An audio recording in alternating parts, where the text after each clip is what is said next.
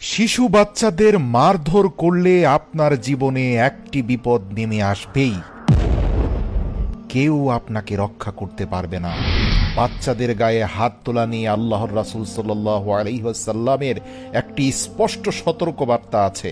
প্রিয় দর্শক, ভিডিওটি শেষ পর্যন্ত দেখুন, কেননা যাদের বাচ্চা অত্যাধিক দুষ্টুমি করে, অনুগত নয়, বাবা মায়ের কথাবার্তা শুনতে চায় না, তাদের ক্ষেত্রে আল্লাহর রাসূলের পরামর্শ আছে না মেরে একটি বিশেষ আমলের মাধ্যমে ঠিক করা যায়।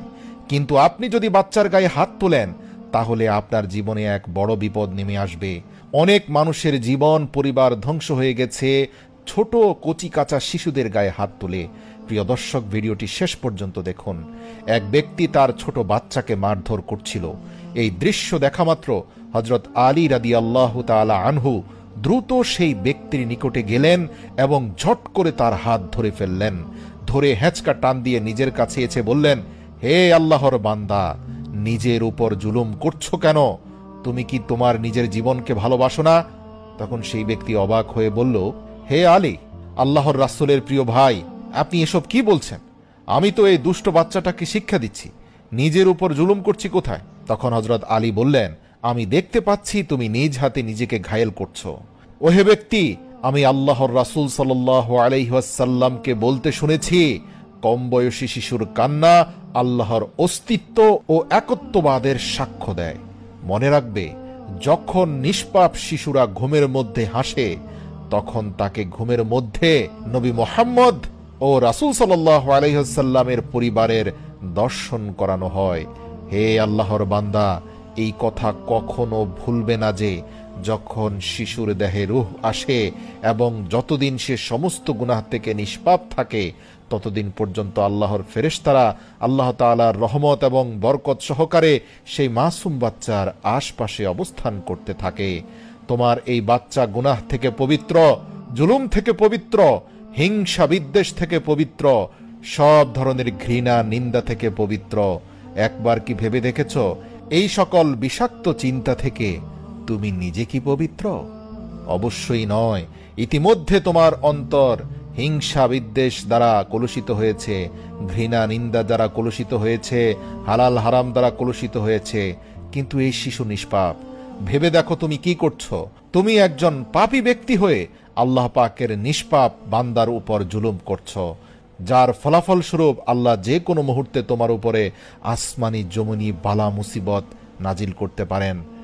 জেনে রাখো, শুধুমাত্র নিষ্পাপ শিশুদের গায়ে ছোটখাটো ভুল ত্রুটি এবং ছেলে মানুষের কারণে যারা হাত তোলে, আল্লাহ পাক তাদের দুনিয়ার জীবনের বরকত তুলে নেন এবং দুনিয়ায় এদের অন্তরকে আল্লাহ তাআলা কঠিন করে দেন।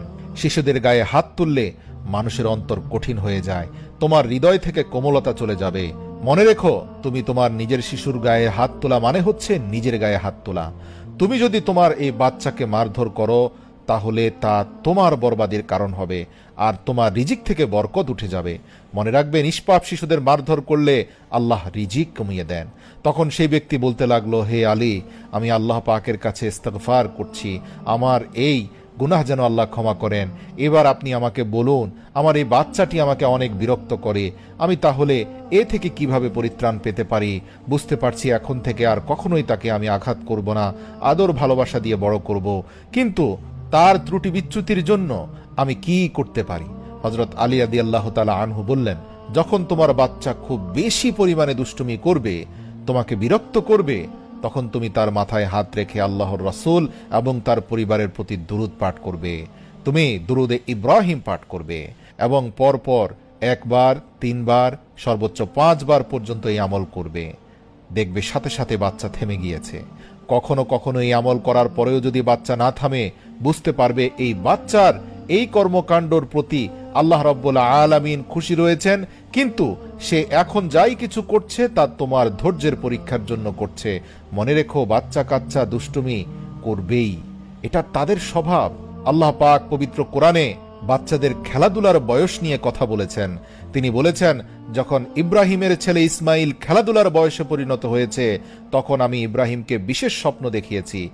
এই আয়াত আমাদেরকে বিশেষভাবে বুঝিয়ে দিচ্ছে বাচ্চাদের একটি বিশেষ খেলাধুলার বয়স রয়েছে, যেটা নবী ইসমাইলের ক্ষেত্রেও এসেছিল। তাই খেলাধুলার বয়সে খেলাধুলার ছলে বাচ্চারা অনেক কিছু করবে। এখানে অভিভাবকদের ধৈর্যের পরীক্ষা আল্লাহ